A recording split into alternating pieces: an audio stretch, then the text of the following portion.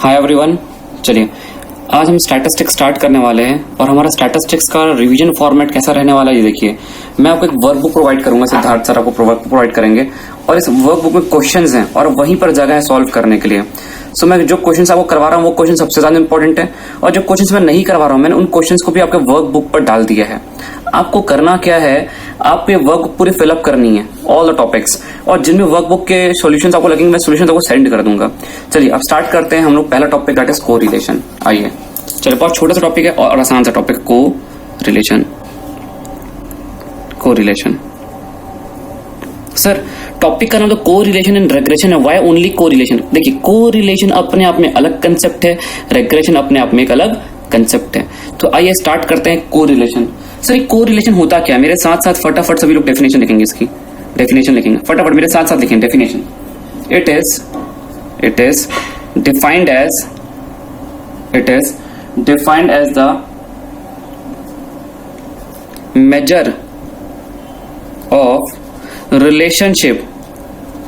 measure of relationship between two or more variable, between two और more लिखना, two variable, only two variable की study करते हैं हम। टू वेरिएबल आपके लेवल पे टू वेरिएबल, अंडरलाइन करो टू वेरिएबल। थ्योरी क्वेश्चन आएगा सब बेस्ड, थ्योरी क्वेश्चन आएगा टू वेरिएबल पर बेस्ड। सर कहना क्या चाहते हो दोस्तों, जब भी मैं दो वेरिएबल के बीच रिलेशनशिप जाना चाहता हूं, जैसे कि सपोज करो मैंने डेटा कलेक्ट किया, ये लिखना मत, समझा रहा हूं मैं आपको, जो चीज लिखने बोलूं आप वही लिखना। डेटा कलेक्ट किया, एक्स को मैंने बोला दिस इज माई इन्वेस्टमेंट, ठीक है, एंड जो इन्वेस्टमेंट करने पर प्रॉफिट होता है that is why, this is profit. तो क्या मैं अपनी स्टडी को दो वेरिएबल के रेस्पेक्ट में रखना चाहता हूं? क्या मैं दो वेरिएबल के बीच में इन्वेस्टमेंट और प्रॉफिट के बीच में रिलेशन जाना चाहता हूं? यस, कितना इन्वेस्टमेंट करूं तो प्रॉफिट कितना कम इन्वेस्ट कम करूंगा तो इन्वेस्टमेंट कितना, प्रॉफिट कितना कम हो जाएगा। इस स्टडी को हम कहते हैं कोरिलेशन। आइए आपका इस पर एग्जाम पर बेस्ड थ्योरी क्वेश्चन आने के चांस सबसे ज्यादा है, इसलिए इसकी डेफिनेशन बहुत इंपॉर्टेंट है। सर मतलब मुझे मेजर करना सीखना चैप्टर में कोरिलेशन को मेजर करना सीखना मुझे। सर इसको मेजर करते हैं ना, जो उसको हम कहते हैं कोएफिशिएंट ऑफ कोरिलेशन। सर इस कोएफिशिएंट को मेजर करने को हम कोएफिशिएंट को रिप्रेजेंट करते हैं आर से। ये कुछ नहीं दोस्तों, परसेंटेज एक तरह से, जैसे कि हम मान लो मैथमेटिक्स में लिखते हैं 50%, हम उसी को स्टैटिस्टिक्स लिखेंगे 0.5, इट मींस 50%। पर अब इसको नए अंदाज में कैसे लिखें? परसेंटेज का भी कोई मेजरमेंट नहीं होता, कोई यूनिट नहीं होता, वैसे कोरिलेशन का भी, कोएफिशिएंट ऑफ कोरिलेशन का भी कोई यूनिट नहीं होता। सर कहना क्या चाहते हो, आर जो होगा आपका, आप जो कैलकुलेट करेंगे यूनिट फ्री मेजरमेंट होगा। सर इसको कैलकुलेट करने के कितने तरीके दोस्तों? इसको कैलकुलेट कार्ल पियर्सन, पहला मेथड। दूसरा स्कैटर, पहला हम लोग स्कैटर पढ़ेंगे, स्कैटर डायग्राम, पहला स्कैटर डायग्राम होगा, पहला आप लोग स्कैटर डायग्राम लिखें, देन कार्ल पियर्सन। तीसरा रहेगा आपका स्पीयरमैन रैंक, यहां पे इंपॉर्टेंट रैंक कोरिलेशन। चौथा मेथड आपका आएगा CCD, सर शॉर्टकट लिखा है मैंने, कोएफिशिएंट ऑफ कॉन्करेंट डेविएशन। चलिए ये चार मेथड खत्म तो आपका कोरिलेशन खत्म।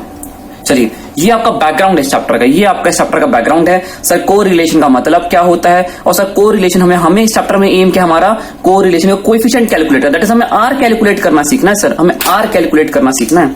सर अब इस आर को कैलकुलेट करने के कितने मेथड?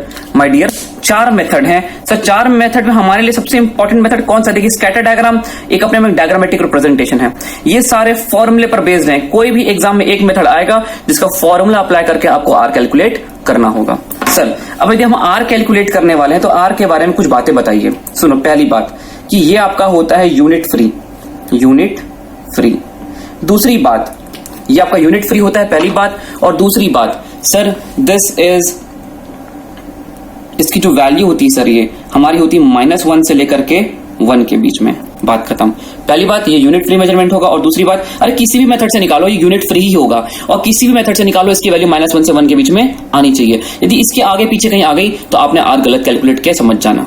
ओके सर, चलिए अब स्टार्ट करते हैं हम लोग पहला मेथड स्कैटर डायग्राम। सुनो दोस्तों, इसने क्या बोला, यदि आपने दो वेरिएबल में डेटा कलेक्ट किया, एक को नाम दिया y, एक को नाम दिया x, इन्वेस्टमेंट यहां डाल दिया, इसका प्रॉफिट आपने y पर डाल दिया, ठीक है। और सपोज कर लीजिए सारे के सारे इसमें रिलेशन कुछ ऐसा बना कि सारे के सारे पार्टिकल्स ऊपर की तरफ जा रहे हैं। ऊपर की तरफ जा रहे हैं मतलब कहने का मतलब ये है मेरा, यदि मैं x को बढ़ाता हूं तो मेरा y बढ़ता है, ये देखो x को बढ़ाता हूं तो मेरा y बढ़ता है, x को बढ़ाता हूं तो एक वेरिएबल को बढ़ाने से एक को बढ़ाने से दूसरा भी बढ़ता है। तो इसे हम कहते हैं पॉजिटिव कोरिलेशन। और पॉजिटिव कोरिलेशन है मतलब आपका आर पॉजिटिव होगा, इसलिए ग्रेटर देन 0 इक्वल होता है लेकिन लेस देन 1 होता है। ग्रेटर देन इक्वल टू नहीं, ग्रेटर देन 0 होता है बट लेस देन 1 होता है। बोलो क्या ये पॉइंट क्लियर है? सर दूसरी बात, यदि आपके सारे के सारे पार्टिकल्स नीचे की तरफ जाते हैं, सर नीचे की तरफ जा रहे हैं इसका मतलब नीचे की तरफ जा रहे हैं मतलब देखो मैं एक को तो बढ़ा रहा हूं, ये देखो इसको तो बढ़ा रहा हूं, एक्स को बढ़ा रहा हूं, लेकिन मेरा वाई घटता चला जा रहा है, घटता चला जा रहा है। एक्स को बढ़ाने से मेरा वाई, एक वेरिएबल को बढ़ाने से दूसरा वेरिएबल घटता चला जा रहा है, इसे हम कहते हैं नेगेटिव कोरिलेशन। Negative correlation. और सर नेगेटिव होता है तो हमारी वैल्यू 0 से छोटी होती है, नेगेटिव होती है, लेकिन नेगेटिव कितनी सर, क्योंकि -1 से 1 के बीच में ही होगा तो -1 से 0 तक की वैल्यू चली जाती है दोस्तों। चलिए तीसरा डायग्राम। यस आपसे थ्योरी क्वेश्चन आएगा इस पर बेस्ट, यस थ्योरी क्वेश्चन आएगा। तीसरा डायग्राम, सो सारे के सारे पार्टिकल्स ऊपर हैं और स्ट्रेट लाइन पर हैं, मतलब जितना बढ़ाऊंगा मैं x उतना ही बढ़ेगा y, करस्पॉन्डिंग उतना ही y बढ़ रहा है। यस स्ट्रेट लाइन में ये भी पॉजिटिव तो है, पर ये कैसा पॉजिटिव है? Perfect positive. परफेक्ट पॉजिटिव होगा तो आपका r होता है इज इक्वल टू 1। देखो यहां पे मैंने इसलिए इक्वल टू का साइन नहीं लगाया, हालांकि पॉजिटिव है लेकिन परफेक्ट पॉजिटिव है तो उसे खिताब मिलेगा परफेक्ट पॉजिटिव में r इज इक्वल टू 1 का। सर व्हाट इफ सारे के सारे पार्टिकल्स नीचे की तरफ हैं, तो यदि व्हाट इफ सर सारे के सारे पार्टिकल्स नीचे की तरफ वो स्ट्रेट लाइन पर हैं, जितना x घटाता है उतना ही y घट जाता है, इसे हम कहते हैं परफेक्ट नेगेटिव। नेगेटिव भी कैसा? परफेक्ट। तो यहां पे हमारा हो जाता है r -1। चलिए r यहां पे पॉजिटिव, यहां पे नेगेटिव, यहां पे r आपका 1 और यहां पर -1। चलिए दोस्तों लास्ट डायग्राम बचा है, इस डायग्राम को मैं यहीं पर छोटा बनाना पसंद करूंगा, आप लोग अच्छे से फ्रेम करिएगा इसको। सर यदि कुछ पार्टिकल्स ऐसे हैं कि ये ऐसे ऐसे कुछ भी रिलेशन है सर, यदि मैं इसको बढ़ा रहा तो इसमें कोई भी फर्क नहीं पड़ रहा, मतलब कुछ भी रैंडम फर्क है सर, कोई फॉर्मेट ही नहीं है, इसको हम बोलते हैं नॉनसेंस। नॉनसेंस कहते हैं इसको, यस इसको टेक्निकल नाम भी नॉनसेंस कहा जाता है। इसको बोलते हैं यहाँ पे r आपका 0 हो जाता है, कोई कोरिलेशन नहीं है, नो कोरिलेशन। एक को बढ़ाने पे दूसरे पे क्या फर्क पड़ रहा है हमें नहीं पता, नॉनसेंस कोरिलेशन। तो आपको ये बात याद रखनी है, आपका यहाँ पे r होता है 0 से 1, यहाँ पे आपका होता है -1 से 0, यहाँ पर होता है आपका 0 और यहाँ पर होता है परफेक्ट नेगेटिव आपका होता है इज इक्वल टू -1। देखिए पहला मेथड हमारा खत्म हो गया, दैट इज स्कैटर डायग्राम। ये सर इसमें थ्योरी क्वेश्चन आएगा, या तो डायग्राम पूछेगा या तो आपसे ये रिलेशन पूछेगा। बोलो क्या ये पॉइंट क्लियर है? स्कैटर डायग्राम क्लियर है दोस्तों? तो मैं आगे बढ़ जाऊं। स्कैटर डायग्राम पर कोई प्रैक्टिकल क्वेश्चन नहीं है, इसी पर थ्योरी क्वेश्चन आएंगे आपके। आइए अब हम लोग पहला मेथड स्टार्ट करने जा रहे हैं, इसको पॉज करके लिखना चाहते हो लिख लो, हम दूसरे मेथड की तरफ जा रहे हैं हमारे। चलिए आ जाओ दोस्तों, दूसरा मेथड ये है आपका कार्ल पियर्सन। तो सबसे पहली बात याद रखना, it is the best method. Theory question, it is the best method. पहली बात है बेस्ट मेथड है, 4 मेथड में सबसे बेस्ट मेथड है कार्ल पियर्सन। दूसरी बात क्या है इसमें हमें बताइए फटाक से। दूसरी बात दोस्तों इसमें ये है, ये तभी एप्लीकेबल होगा जब दोनों डेटा के बीच में रिश्ता हो लीनियर का। रिश्ता कैसा हो? लीनियर का। सर कहना क्या चाहते हो, जैसे x is equal to 2y, क्या रिश्ता लीनियर का? लीनियर मतलब पावर 1 है, yes. x is equal to y square, क्या दो वेरिएबल के बीच में रिश्ता लीनियर का रहा? यहाँ पे पावर 1, यहाँ पे क्वाड्रेटिक, नहीं, यहाँ पर तो एप्लीकेबल होगा पर यहाँ पर एप्लीकेबल नहीं होगा। ओके सर ये थ्योरी क्वेश्चन है, थ्योरी क्वेश्चन पर आएगा, हम थ्योरी पढ़ते नहीं इसलिए मैं आपको पढ़ा रहा हूँ। अब इसके आते हैं फॉर्मूला पर। यस इसके फॉर्मूला बेस्ड क्वेश्चन आएगा। r निकालना हमारा एम था और r निकालने के लिए सिर्फ मेथड दिया। मेथड क्या दिया? n summation x y, n मतलब number of observations, x into y का total, n summation x y minus अलग अलग कर दो summation x into summation y divided by under root of n summation x का square minus summation x का whole square into under root of n summation y square minus summation y का whole square. दोस्तों ये मैं फॉर्मूले को फटाफट याद करें, मेरे साथ साथ इस फॉर्मूले को याद करो फिर आगे बढ़ेंगे। n summation x y minus, sir अलग अलग कर दिया, summation x into summation y. Sir जो बात यहां पर एक्स के लिए है वही बात यहां पर सिर्फ वाई के लिए रिपीट हो जाएगी, एन समेशन एक्स का स्क्वायर माइनस समेशन एक्स का होल स्क्वायर। सर इन दोनों में अंतर क्या है, देखो मान लो समेशन एक्स पूरे एक्स का टोटल मार करके समेशन एक्स है मेरा 5, तो ये समेशन एक्स का स्क्वायर मतलब 5 का स्क्वायर है, और ये एक्स स्क्वायर का टोटल मतलब पहले हम ये एक्स देके रखा, हम एक्स स्क्वायर निकालेंगे और उसका टोटल जो होगा ना समेशन एक्स स्क्वायर का समेशन, ये अंतर है। और ये क्या है, समेशन एक्स का होल स्क्वायर, इसका टोटल मारने में इसका स्क्वायर, क्वेश्चन में देखेंगे हम इसे। चलिए सर बस बात खत्म, कार्ल पियर्सन पे एक सवाल करेंगे। तो दोस्तों मैंने सवाल को पहले से अपने भर के रखा था कि आपको ऑब्जर्व करवा सकूं, कैलकुलेशन में हम टाइम बचा सकें अपना। ओके सर आ जाइए, देखो दोस्तों पहला क्वेश्चन आपके वर्कबुक पर। चलिए सर एक्स देखे रखा है हमें, वाई देखे रखा है, हमें निकालना है find the product movement correlation coefficient. Product movement मतलब कार्ल पियर्सन को प्रोडक्ट मूवमेंट कहते हैं। कार्ल पियर्सन का पूरा नाम है Karl Pearson product movement correlation method, मैंने छोटा में लिखा है इसको। ठीक है सर, आइए सर हम लोग को कार्ल पियर्सन का फॉर्मूला लगाना है और आर कैलकुलेट करना है। मैंने बोला बिल्कुल सही आप कह रहे हैं। तो ये देखिए पहले आपको टेबल बनी हुई लगेगी आपकी कॉपी में, बुक में डायरेक्ट। सर हमें एक्स देके रखा है, हमें वाई देके रखा है। सर फॉर्मूले के हिसाब से हमें एन चाहिए, एन होता है नंबर ऑफ ऑब्जर्वेशन, वो कितने 1 2 3 4 5 6, एन तो पता लग गया आपको 6। Sir summation x y, sir x y का प्रोडक्ट करने के बाद उसका टोटल चाहिए। तो देखो अगला कॉलम मैंने बनाया एक्स वाई का, अगला कॉलम मैंने बनाया एक्स इंटू वाई का, इसका टोटल मारते ही मुझे मिल गया समेशन एक्स वाई। ऊपर का पूरा ये डेटा मिल गया, ये डेटा। सबसे पहले फॉर्मूला लिखो और जिसकी रिक्वायरमेंट है वो देखो मिल रहा है क्या। सर समय चाहिए summation x, sir summation x हमें मिल गया, ये रहा। सर समेशन वाई हमें ये देखो ये मिल गया 39 29 सब मिल गया, ऊपर का पूरा डेटा हमें मिल गया। अभी अगला टेबल बनाओ मत, आगे क्या बनाए पहले देखो जिसकी रिक्वायरमेंट है वो टेबल बनाना हम आगे। एन 6 पता है सर, सर एक्स स्क्वायर का टोटल, अब मुझे एक्स स्क्वायर का तो पता नहीं ऑब्जर्वेशन क्या होता है। मैंने अगला कॉलम देखो किसका बनाया फॉर्मूले के हिसाब से, एक्स स्क्वायर का 2 का 4 3 का 9 25 6 का 36 8 का 64, और इसका टोटल हमारा मुझे मिल गया एक्स स्क्वायर का टोटल। Yes sir. सर फिर समेशन एक्स का स्क्वायर मतलब समेशन एक्स जो है सर, समेशन एक्स कितना हमारा 29, समेशन एक्स 29 का स्क्वायर, सर मिल जाएगा हमें, कोई दिक्कत नहीं है। सर एन 6 समेशन वाई का स्क्वायर, सर तो अगला कॉलम मैंने देखो बनाया समेशन वाई का स्क्वायर और उसका टोटल निकाला, दैट इज समेशन वाई का स्क्वायर। यहां पर पुट करने के लिए डेटा मिल गया और समेशन वाई का स्क्वायर मुझे पता है 39 का स्क्वायर। सब पूरा डेटा मिलने के बाद ये देखो दोस्तों ये मैंने सॉल्व कर दिया। आप लोग इसका आंसर निकालेंगे खुद से फॉर्मूले में पुट करके।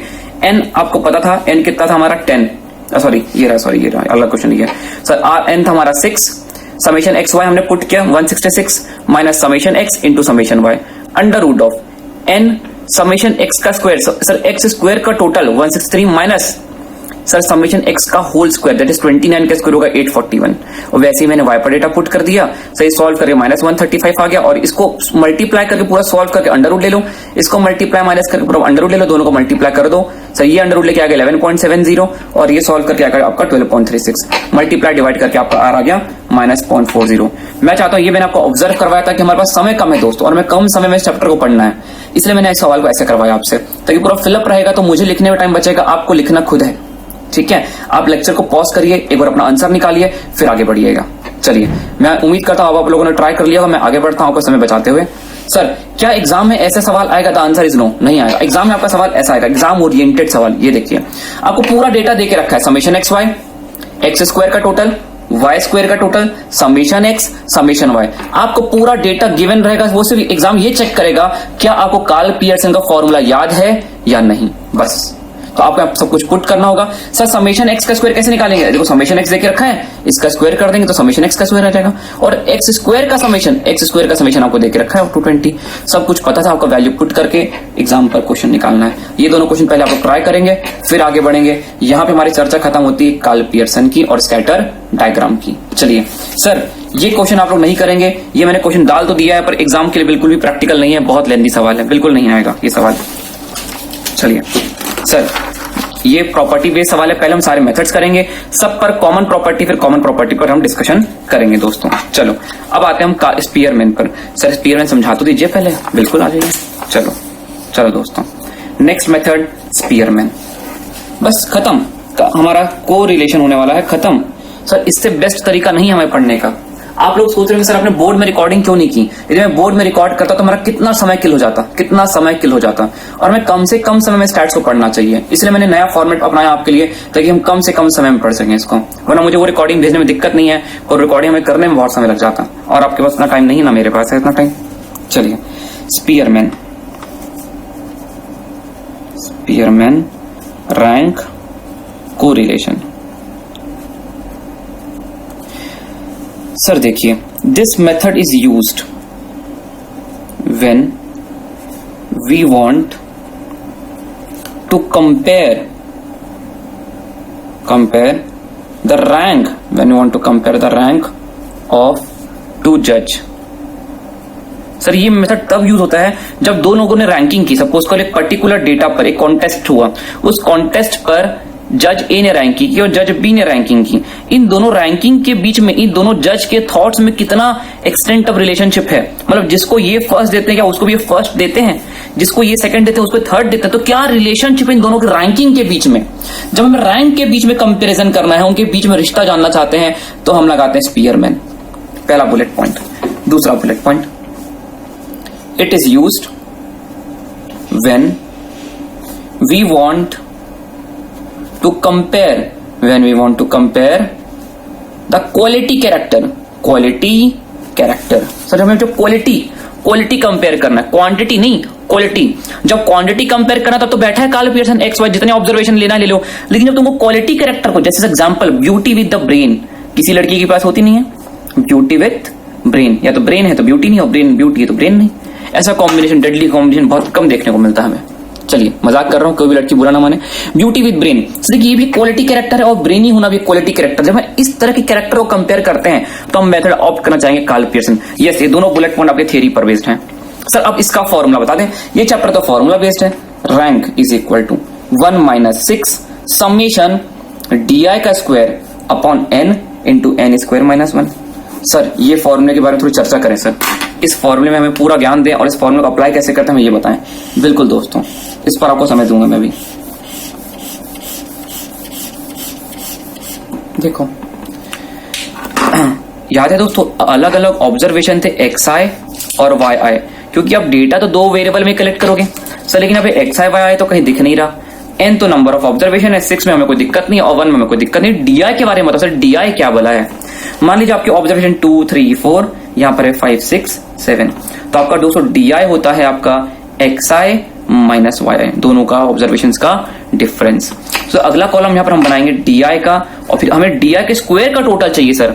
DI स्क्वायर का टोटल नहीं, DI स्क्वायर निकालेंगे और उसका टोटल हमें चाहिए सर। तो XI माइनस YI 2 - 5 - 3, 3 - 6 - 3, 4 - 7 कितना 5 6 7 में -3।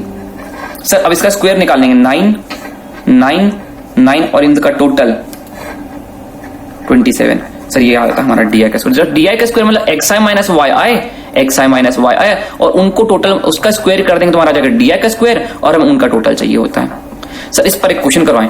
क्वेश्चन करने से दोस्तों भी अब तैयार नहीं है क्वेश्चन के लिए। अब समझिए क्वेश्चन कैसा है। देखिए, जज 1 की रैंकिंग देके रखी है, कॉन्टेस्ट 63 62, ये ऑब्जर्वेशन है, मान लो ये ऑब्जर्वेशन है आपके 63 62 50 51, ठीक है। और YI दूसरे ऑब्जर्वेशन है 52 60 61 51, ठीक है। 51 नहीं देना चाहिए इसको, मेरे को इसको मुझे 50 दे देना चाहिए। सर सबसे पहले हम रैंकिंग करेंगे। यदि मान लो मैं यहाँ पे रैंकिंग करूं तो सबसे पहले रैंकिंग किसको दूंगा, जो सबसे बड़ा है, फर्स्ट, सेकंड, थर्ड, फोर्थ। यहां पर भी रैंकिंग करो, पहले सबसे बड़ा कौन है, 61 को फर्स्ट, 60 को सेकंड, 52 को थर्ड, और 50 को कितना, फोर्थ।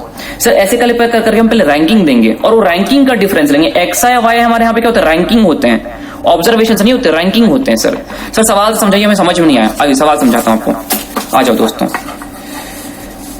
देखो कितने कम समय में आपको सारे क्वेश्चंस करवा रहा हूं जो मैं नॉर्मली क्लास में करवाता हूं। आइए सर, देखिए सर, हमें compute the coefficient of rank, देखो रैंक बोल रहा है सर, हम कौन सा मेथड ऑप्ट करेंगे, स्पीयरमैन। सर देखिए, सेल्स और एडवर्टीजमेंट लेके रखा है, देखो सेल्स और एडवर्टीजमेंट लेके रखा है। ये रैंकिंग नहीं है सेल्स की, ये तो सेल्स है सर। हमें तो XI YI की रैंकिंग चाहिए, तो अगला कॉलम बनाऊंगा, देखो ranking of XI, ranking of XI। अब रैंकिंग दूंगा, सवाल एग्जाम में आपको रैंकिंग निकाल के देगा, लेकिन आपको रैंकिंग निकाल के नहीं दे रहा है तो आप रैंकिंग निकालें। सर रैंकिंग कैसे निकालते हो? सबसे बड़ा नंबर कौन सा है यहाँ पे? सर सबसे बड़ा नंबर है आपका फर्स्ट रैंकिंग ले बैठा 95, तो 95 को फर्स्ट दे दिया। सेकंड रैंकिंग सर 90 को, थर्ड रैंकिंग 85, फिर 85 से बड़ा है सर 80, फोर्थ 82, 82 के बाद 80, ऐसे करके 1 2 3 के हिसाब से असेंडिंग ऑर्डर में रैंकिंग कर देंगे एक्सआई को। और वैसे एडवर्टीजमेंट की भी रैंकिंग कर दी हमने। ये रैंकिंग नहीं है, ये तो ऑब्जर्वेशंस हैं एडवर्टीजमेंट के, 7 लाख 6 लाख 2 लाख 3 लाख, इसको भी रैंकिंग कर दी। Y i, ranking of y i. Yes, ये काम का डेटा नहीं था, इससे रैंकिंग निकालना इंपॉर्टेंट था। यस, एग्जाम टाइम पे टेंशन मत लो दोस्तों, आपको इतनी मेहनत नहीं करवाएगा, आपको डायरेक्टली रैंकिंग ऑफ 2 जजेस बोल के रैंकिंग देगा। लेकिन रैंकिंग नहीं देता, ये हम मान के चलते सवाल फ्रेश स्टार्टअप ऐसा होता है कि हमें रैंकिंग से मतलब है, या तो एग्जाम में रैंकिंग में डायरेक्टली दे दे, नहीं देगा तो हम रैंकिंग को निकाल लेंगे। ओके सर रैंकिंग दे दिया, अब हम बनाएंगे डीआई का कॉलम। सर डीआई के कॉलम हम लिखेंगे एक्स आई माइनस वाई आई। सर ये देखिए 2 - 2 0, 3 - 3 0, 8 - 7 1, 6 - 6 0, 4 - 5 -1, 5 - 4 1, 1 - 1 0, 7 - 8 1। सर इस तरह से रैंकिंग कर ले डीआई। सर हमें तो फॉर्मूला डीआई का स्क्वायर चाहिए, तो देखिए अगला कॉलम डीआई के स्क्वायर का और इसका टोटल मैंने मार लिया दोस्तों।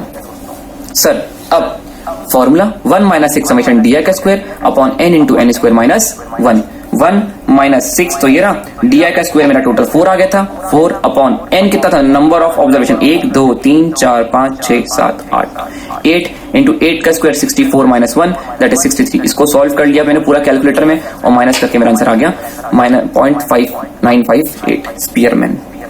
सर देखिए सभी आर निकाल के दे रहे हैं, सभी मेथड आर निकाल के दे रहे हैं और सभी के मेथड्स की वैल्यू -1 से 1 के बीच में ही आ रही है। किसी भी की वैल्यू यदि -1 से 1 की इधर उधर गई तो सवाल गलत सॉल्व कर दिया है मैंने।